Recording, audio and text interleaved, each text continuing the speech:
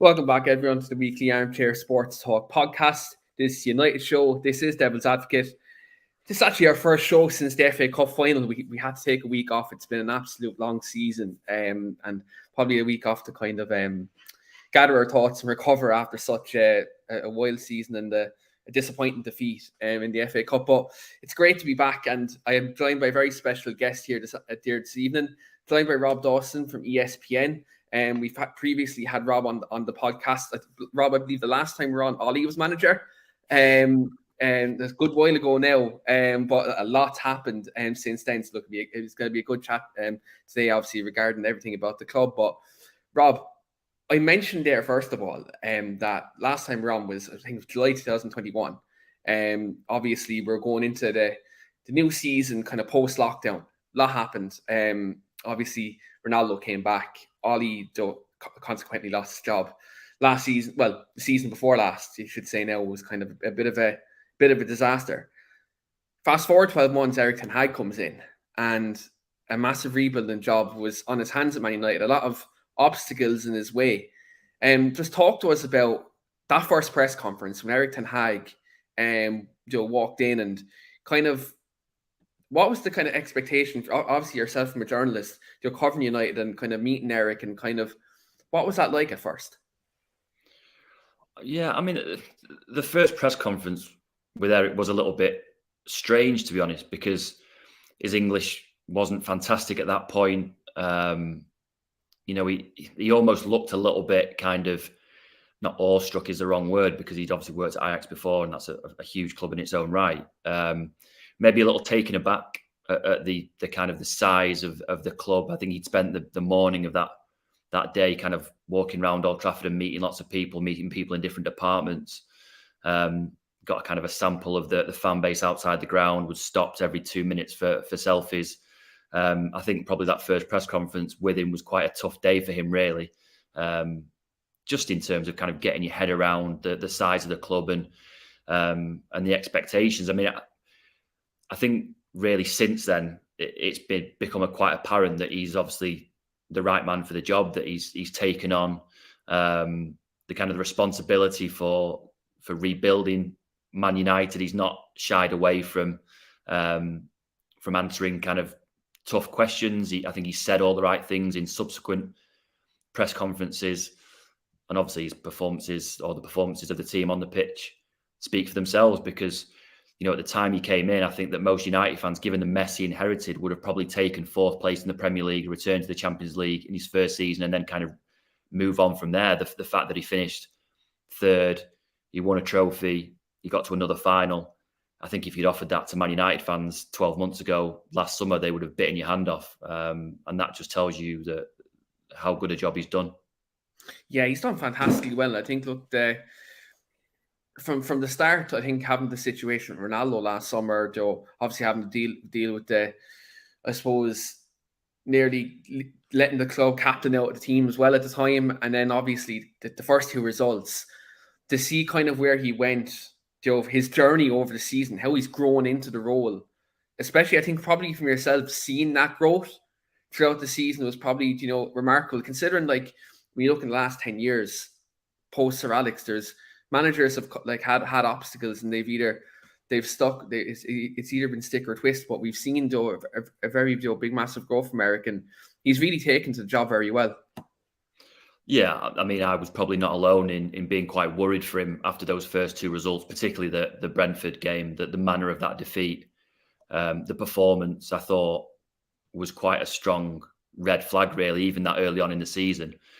And I think a lot of United fans probably were worried at that time. There was different things going on as well, that maybe some of the transfer targets, the transfer business wasn't going as well as people had thought it might do. So there was lots of kind of noise around the club at the time. And then you get beat by Brighton, you get beat in that manner at Brentford, and it almost feels like the kind of the walls are closing in, even at that early stage.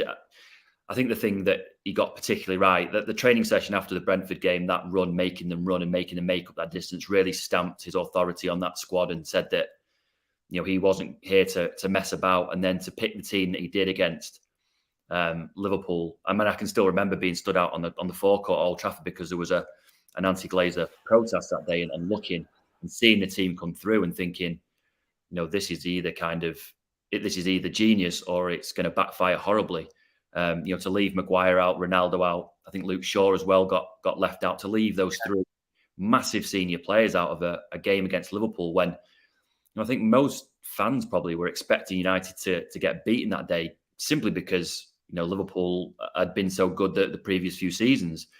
To get his team selection that right, to get the result that he did, to show the dressing room that he was the boss, I think was a massive turning point in the season. And you never know, maybe it was one of those sliding door moments. Maybe on a different day he picked a different team and the result doesn't go their way, and we're talking about Erik Ten Hag maybe lasting a matter of months. Maybe it is one of those moments kind of make or break a manager, but it was, it's the reason that he's a football manager and none of us are, that he got that big decision right. It paid off. They beat Liverpool and they moved on from there. And, I think maybe if Erik Ten Hag becomes very, very successful at Old Trafford, which obviously, most fans will hope that he is, that in years to come, people would look at that team selection, that game against Liverpool, and think that really was the turning point. Oh, well, maybe it's even a Fergie style, Mark Robbins goal style turning point that kind of goes down in folklore.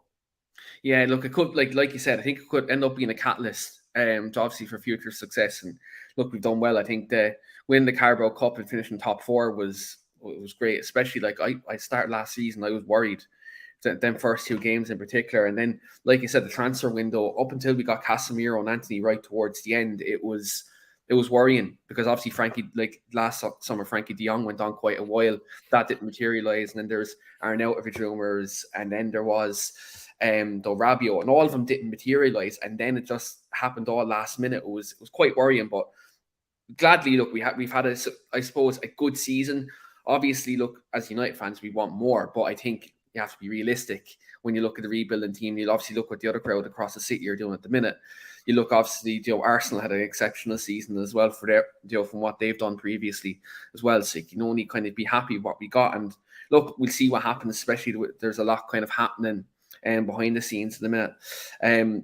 I want to chat to you about obviously the striker position last season, because that was obviously a real struggle, because Ronaldo obviously left after that Piers Morgan interview and consequently went Saudi Arabia, and then Martial struggled with injury for a majority of the season, even though he was a great fit for the system, but the injuries hampered him. And then we didn't have any money last January to really go out and to buy a striker to kind of help Erik.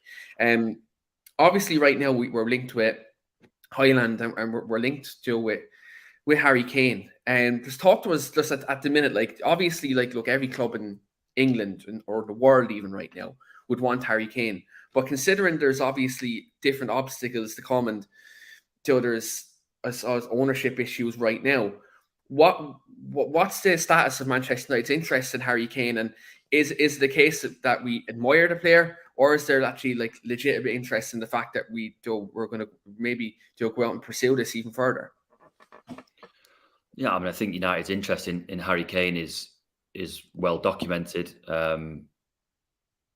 Obviously, the number 9, you're right in what you say. The number 9 position last season was a massive problem. Anthony Martial did really well during pre-season. That the coaches, when we spoke to them, were raving about Anthony Martial, the way not only that he's scoring goals in training and in the pre-season games, but just the way he was pressing, his movement, all that kind of thing. There was one game where Darren Fletcher came over to the journalists were kind of waiting, and he came over and walked by, and all he wanted to talk about was how great Anthony Martial had been, and that kind of tells you the high esteem that he was being held in at that time. The problem has been that he just can't, or hasn't last season, stayed fit, and it hammered Ten Hag a little bit, because there really wasn't another option, particularly after Cristiano left. In terms of this summer, the number 9 position has been kind of earmarked as the priority for a while. It's the obvious upgrade in the squad. They need someone who is going to score goals regularly. Harry Kane, again, is an obvious fit for that. He's Premier League proven. He's coming towards the end of his contract at Tottenham. He's in kind of that peak time of his career where you could probably give him a 5-year contract. One massive deal to get 5 years out of him. And obviously no transfer is a given, and I think Man United fans will know that better than most. With just remember players like Alexis Sanchez, but if you were gambling on a striker for £100 million, probably Harry Kane is your guy because you're pretty sure that you're going to get goals. The problem from United's point of view, and this a message that's kind of come out from United, is that they don't really want this to drag on, and they're wary of dealing with Daniel Levy and Tottenham. They know that he likes to kind of string these things out, that he thinks that you get a higher price closer to deadline, and United are aware of that and don't particularly want to get involved. If they thought that Daniel Levy would deal for £100 million right now and get Harry Kane in before pre-season, they would do it immediately, but there's just no guarantee that that's going to happen. And what they don't want is a situation where they kind of hang their hat on Harry Kane. It gets really late in the window and it becomes apparent that that's not going to happen. And then they have to kind of turn their attention to plan B and C. So while they would love Harry Kane, that they are also working on other scenarios. They would like two strikers, ideally, a proven, established number 9 and a younger striker who maybe the pressure, there isn't that amount of pressure on, that he could maybe come in every now and again and score the odd goal and kind of be allowed to ease in gently. But, I'm sure we're going to talk about other sort of transfer targets and other positions later on. The issue is the budget. There isn't an unlimited amount of money to spend this summer. It's going to be around 100 to 150 million pounds plus possibly the money that they can raise through sales. So they're going to have to cut their cloth accordingly, and they're going to have to be quite clever. They're going to have to prioritize positions that they definitely want to fill first, and they're going to have to be clever with the way that they negotiate these transfer fees, because they can't just throw money at all these players because they just haven't got that money to do it. Yeah, look, I think we learned that from in January that the cash flow was really low at that point, and that's why even with the Joe Felix one, though we couldn't afford that, and then obviously we had to go get Weghorst. You're right. I think we can't throw money about. It has to be done in a planned way. I think it can't be a scattergun approach like it has been previously, where we've splashed out big fees and ultimately it hasn't worked. There has to be a strategy, and there has to be thinking and planning. And I think, look, if you look at some of the signings we've got, Martinez, we need the ball playing centre back. That was abundantly clear. He came in, it was brilliant. Anthony, we needed someone for the right wing. Took time to grow into the role, but he's brought balance to the system. He's a very good player. And look, I think, like you said, I think Harry Kane would be ideal for anyone. If you're looking at that type of number 9, Erik Ten Hag likes, like back in Ajax when we had Sebastian Haller up front, Harry Kane kind of obviously, like with all due respect to Haller, very good player. Harry Kane is like one of the best in the world. So like, look, when you look at that mold, I think Harry Kane suits Erik Ten Hag's system perfectly, and hopefully it's a deal that we can done. But like you said, if you look at his previous transfers, the dozen Spurs, Berbatov, Michael Carrick, it's very hard to deal with Daniel Levy, and he's a tough nut to crack. On that one? I don't think that. I mean, sitting here right now, I don't think that United think that they are going to be able to do that. I think they would love him. Erik Ten Hag would love him. John Murtaugh would love him. I think if you sat them down right now and said, what's your feeling on this, yes or no, I think they would probably say no. I don't think that's going to stop them trying, but I think there's quite a lot of pessimism around Old Trafford that is going to be one that, I mean, just for all those reasons that you just said, it's just one of those. It feels like a very, very difficult deal to do for a number of different reasons. If it happens, great, fantastic, what a signing that would be. But I think United probably, hopefully, have learned their lesson from past transfer windows, where you just cannot hang your hat on one player in the hope that happens. It's infeasible to me that Ten Hag could start next season without a new number 9 joining. And they have to make that happen, whether that's Harry Kane or someone else.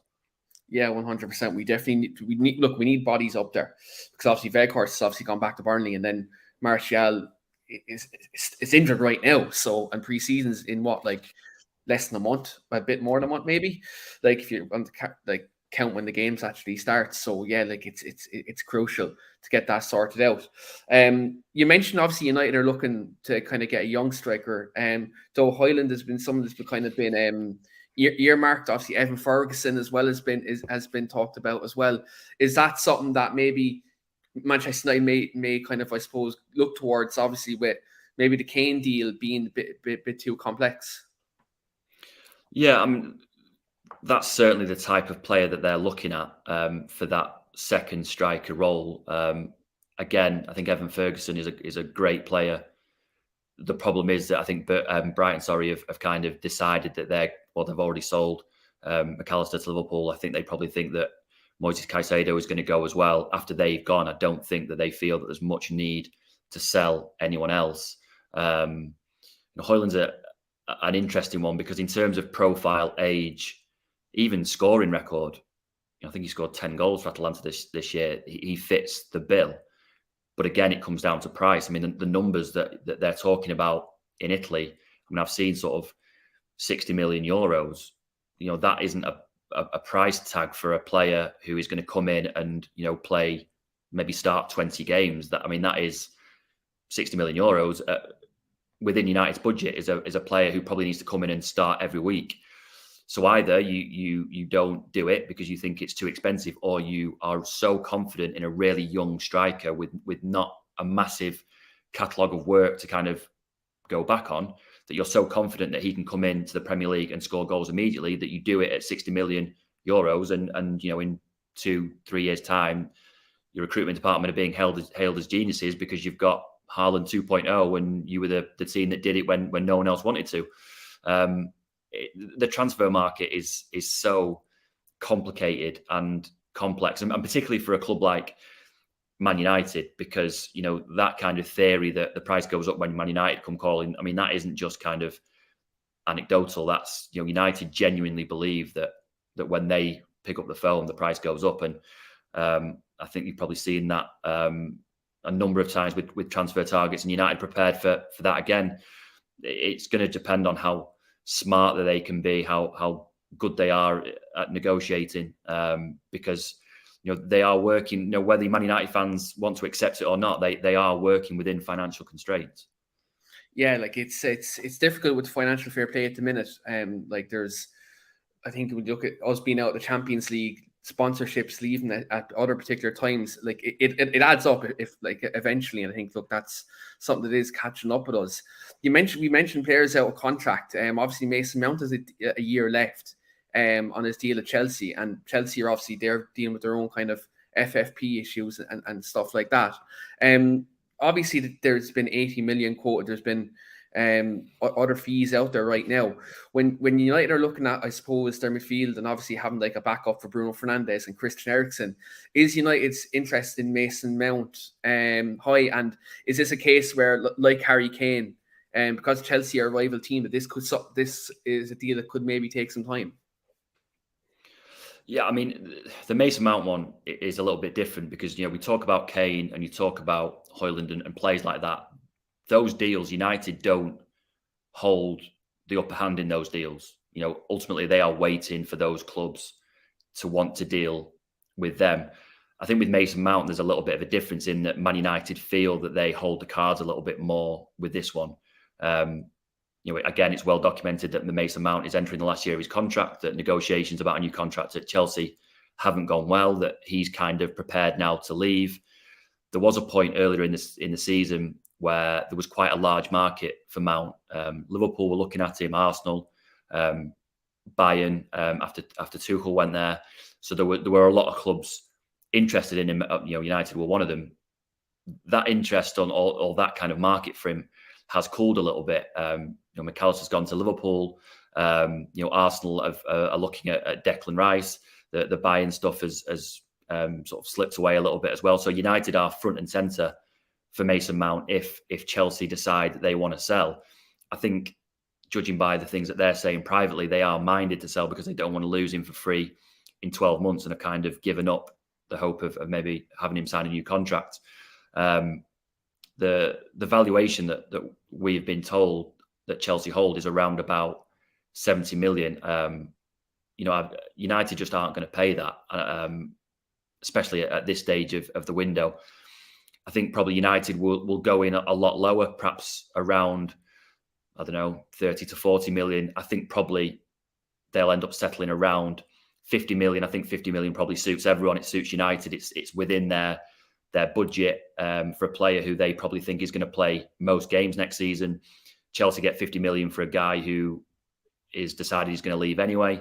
I think that probably works with all parties, and it's only then really that you can start doing these deals.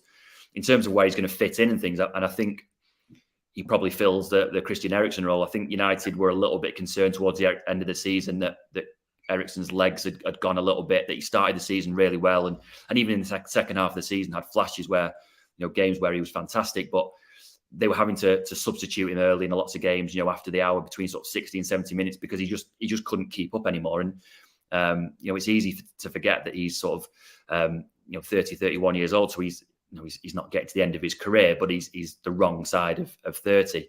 Erik Ten Hag wants to play a brand of football that's very, very energetic, and Mason Mount fits into that, in terms of the pressure he puts on the ball from the front. He can create chances. He has had seasons at Chelsea where he scored goals. I've seen a little bit from Man United fans that they're not particularly happy that United are interested and that he might join United. But in terms of the system that Erik Ten Hag wants to play, I think he would be perfect. It's just a case now of whether you can agree a fee with Chelsea. I would expect that one. Again, never say you can never guarantee a signing in football. Anything can happen, but I would expect that one to get done at some stage.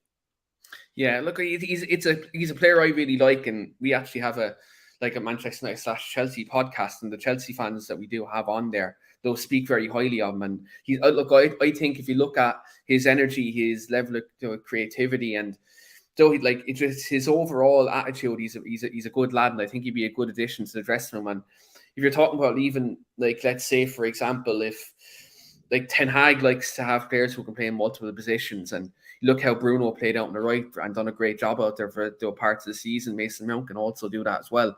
So Ten Hag likes flexibility, and I think having him in there would be great.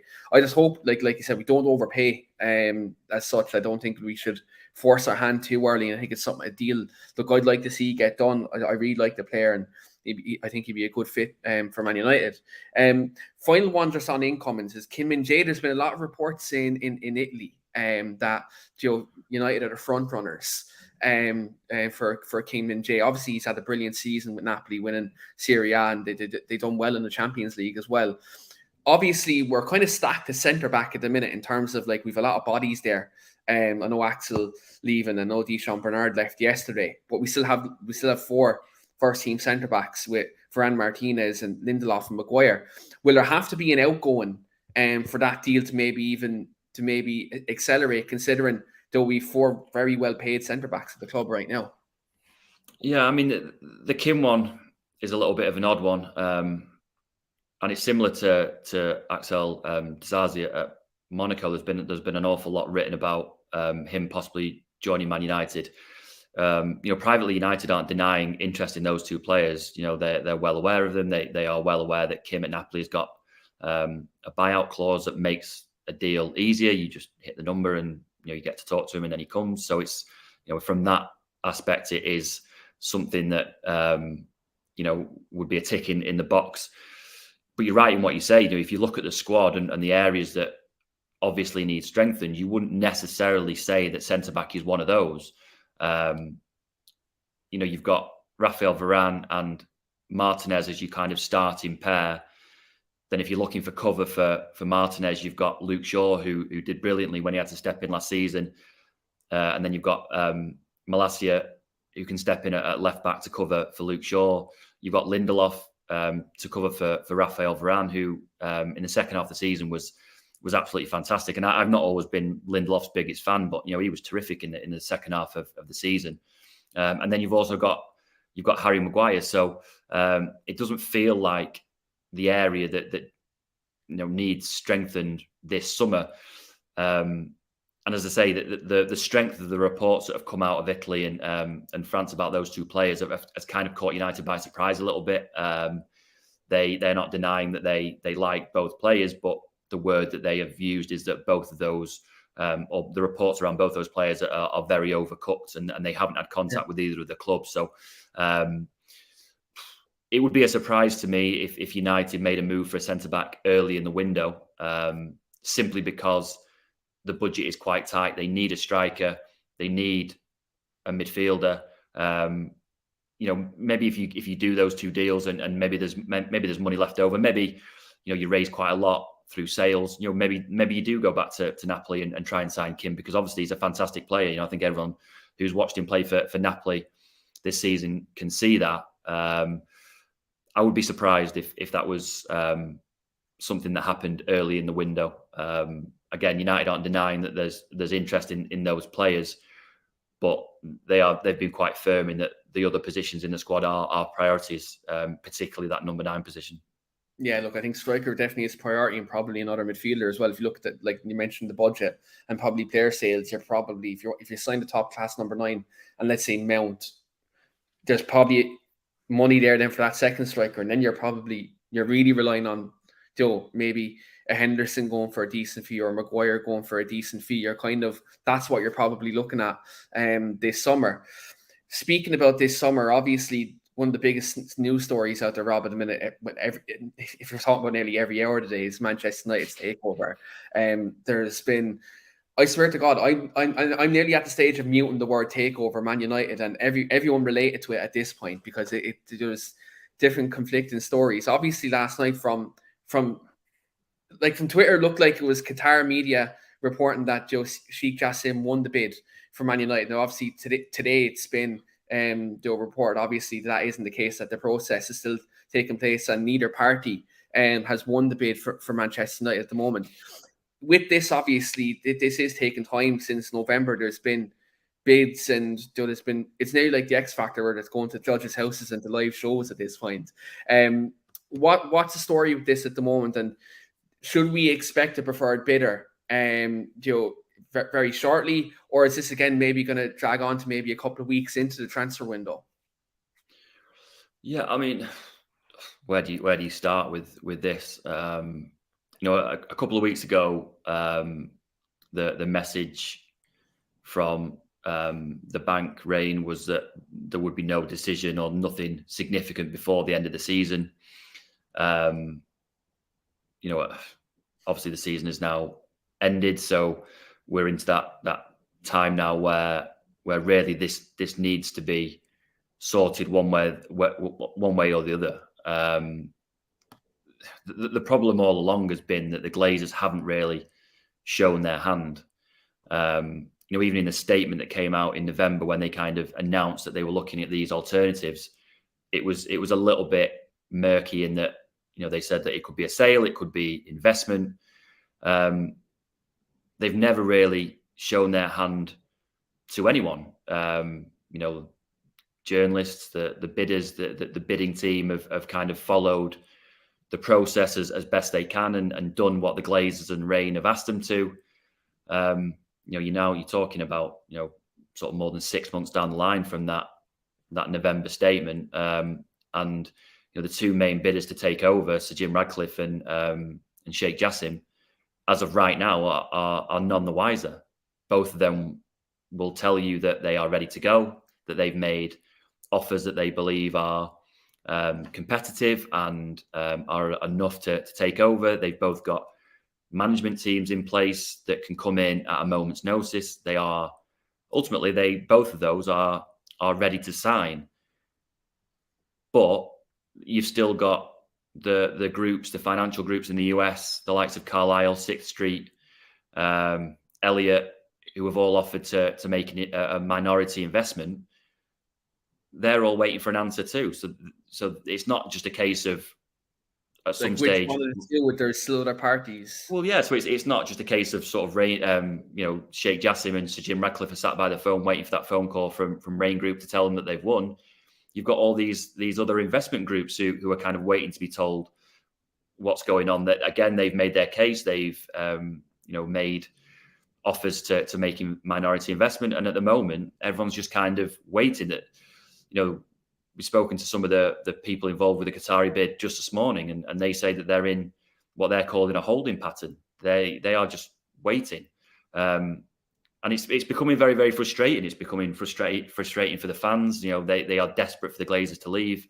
Again, they're just waiting for that report or that news, the announcement that someone is going to take over. The bidders are frustrated. I think you saw that with the Qatari statement last week, that they made their 5th bid, but also said, it came with a warning that they weren't going to engage with the process beyond Friday. Obviously, Friday's come and gone. The Qataris say that they won't engage any further on kind of financials and negotiations, but that bid is still on the table. So if Rain Group and the Glazers want to take it, then it's there. The biggest problem with all of this is that Erik Ten Hag is becoming frustrated with it as well. He's played this very, very straight since the news broke. He's been very kind of diplomatic about what the Glazers are doing. He said all the right things. He's tried to take the focus off it. But he's got a squad to build. He's very aware that this is a crucial summer. And believe it or not, he's not getting as much information about it as he would like either, that he's kind of asked the board for kind of a rundown where it's up to. And he hasn't had as much information as he would like. And he's becoming very frustrated with that, because he realizes that the longer this drags on, the bigger the impact on the transfer window, and then the bigger impact it has on next season. And, behind the scenes, privately, he is quite worried about that. And I'm sure that most fans could understand that. He wants clarity as much as the fans do. And it's really, really important that this happens sooner rather than later. We've missed so many of these deadlines that at one point it was going to be done by the end of March. And then United staff were told to expect some kind of clarity before the end of the season. Then the Glazers and Rain said that it wouldn't be until after the season. Well, we're here now. There is no other deadline. This has to be done one way or the other. The Glazers, ultimately, it's down to the Glazers. The Glazers have to make a decision about what they want to do, and they have to communicate that quickly. Yeah, it's such a complex situation, and it's different. Obviously, if you look at the Chelsea takeover, happened so quickly, but that was different because of sanctions and stuff like that last year, where that had to be done quick. Whereas this is taking such a long time. I think, obviously, from a fan's perspective, it's worrying because we've no clarity. Obviously, we support the manager, we support the players, and we want them to have the best platform to succeed next season. And obviously, whether it's Sir Jim or Qatar, personally, I have no preference. I just want the Glazers to leave, and that's simply for the best of the football club right now. But it's difficult when there's constant deadlines being set, and then we've seen previously that we've had difficulty with communication from the Glazers. They're not the most communicative, ownership in that regard. So it's difficult, but it's something I definitely just want to see. Even if we just got news of preferred bidder, let's say in a couple of weeks' time, it's right, now we know the story. Now we can plan. Erik can plan. And, it's not just even the first team. You're talking about, rebuilding the stadium, helping the training ground, the women's team as well. The women's team there's players out with contract there as well. And there's situations where negotiations need to happen there. I think if new ownership comes in or new investment comes in, then you can sort all that stuff out. But it's frustrating. But like I said, I think it's for the biggest club in the world. Look, Manchester United in history in general, is anything ever easy? It never is. And it's just, whether it's on the pitch or off the pitch, it's the same situation. But look, hopefully it's sorted out. Final one for you, Rob, just before we go, is David De Gea. There's been reports that there's interest from Saudi Arabia on David De Gea. Obviously, his contract is up at the end of the month. Obviously, his current contract, the new contract is nearly verbally agreed, and there's been no official signature there. Is David looking at them Saudi Arabia offers with any particular interest, or is he fully set on staying at Man United? I mean, the last that we were told on that was that it was really, really close to being done. That I think, again, it's been quite well documented that United wanted to negotiate a contract on lower terms than he was initially on. That's the reason why they haven't triggered that 1 year option, because they would have had to trigger it on, I think he was on a sort of around 375 grand a week, and that if they would trigger that option, that you just automatically copy the same terms, and he's on that amount of money for the next year. They wanted to negotiate a longer contract on a lower wage. We were led to believe that was very, very close to being agreed. That there wasn't an awful lot of other interest in David. I think at one stage he kind of communicated to United that he would look at maybe returning to Spain, where his family is, and that he would sort of sound out options. But again, the last we heard was that he was close to signing a new deal at United. Obviously, the Saudi Arabian thing kind of throws a spanner in the works a little bit, because no other club in the world would be able to offer David the 375 grand that he's been on for the last few years at Old Trafford. But a club in Saudi Arabia possibly could do that. I have my own personal doubts about whether David would want to go and live in Saudi Arabia. That he's got a very, very young family. He returns to Spain quite a lot. Most of his family are still living in Spain. Moving to Manchester is one thing. Moving to Saudi Arabia is another. That again, it's one that I would expect to get done. But the longer it drags on, the more likely it is that it doesn't get done. And I think most people were probably expecting an announcement in the week after the FA Cup final, and obviously that hasn't happened. And there has to be a reason for that. I think it's probably delayed longer than perhaps United would like, because then it creates a whole new problem for Ten Hag. I think Ten Hag would probably like a new goalkeeper anyway to challenge David De Gea, a goalkeeper who is better with the ball at his feet, and then say to them in pre-season, look, you go and challenge each other and best man wins. But if David leaves, then signing a new goalkeeper obviously rises up the list of priorities. And then suddenly it's not that you need to sign a striker and a midfielder. You also need to find room in the budget for a goalkeeper who's going to be your first choice and play every week. So, I think United, at the moment, we're still very early in the summer. The season's only just ended. I think United probably still expect to get that contract sorted.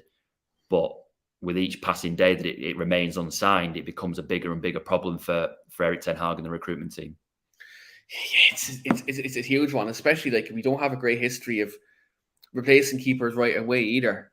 So like you see, obviously when Schmeichel left, it took quite a while, and then Van der Sar came in, and then De Gea himself came in and replaced him, but it took time for him to adjust. So look, if the contract isn't signed, I hope there's a contingency there in place right now where we can bring someone in and get someone in. I think to suit the system would be what would be kind of my line of thinking alongside it. And look, hopefully, if he is to stay, then even still, I'd probably like to see another goalkeeper come in if Henderson is leaving, because I think it'd be nice for him to be challenged. I think, especially when he's seen kind of struggles David did have towards the back end of last season. He was struggling in certain aspects of his game, so it'd be good to see obviously some competition come in. And like anything, and anytime we were successful at the club, we always had competition for place. So hopefully it's the same for David next season. But on that, Rob, obviously we're just going to wrap up there. But Man United are going on tour obviously in the summer, so you're probably going to be very busy. Obviously, there's the tour in the States, and obviously they're announced today that they're playing in Ireland as well, and right before the start of the season. So I can't wait to go up to that one. But I'd say you're very excited to cover United next season again, and hopefully it's another interesting time for yourself to cover them. Yeah, it does feel like quite an exciting summer. It can go one or two ways. New owners come in, they get the players that they want, that they get an established centre forward, and I think everyone starts next season, with optimism through the roof that that maybe United could have a really successful season and maybe not win the title, but may possibly run City quite close and maybe win another trophy elsewhere, get quite far into the Champions League. The problem is that the other side of that coin is that if this ownership situation drags on, United for some reason don't get the players that they want, that the clouds start to gather, Ten Hag gets more and more annoyed. It becomes a very different story at the start of next season, and kind of reminded of that 2018 summer with Jose Mourinho, where you get to FA Cup final, you finish second in the league. He wants players to take United to the next level. It never really happens. And then by the time Jose turns up in America, in Los Angeles, to hold his first press conference, he starts setting fire to everything, and the season never recovers.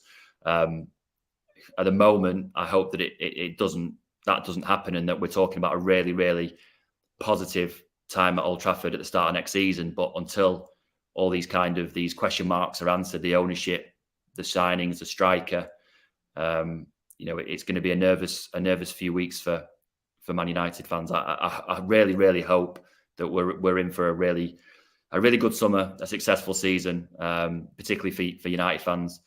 But as you've said earlier in the show, with Man United, you never really know, do you? So fingers crossed for all Man United fans at the moment. Yeah, fingers crossed is right. And I'd love to be going up to Dublin on the 6th of August, and we have new owners in, new players. Then I'm over to Manchester the week after on the plane, and I'm going into the season with more optimism than I did last year. That's ideal, but again, you never know, do you? But Rob, thanks very much for coming on this evening. It's been absolutely a great conversation. Really enjoyed your company, and look, always welcome to the show. And for everyone as well, don't forget to like the video, subscribe as well. And look, until then, guys, we'll see you later.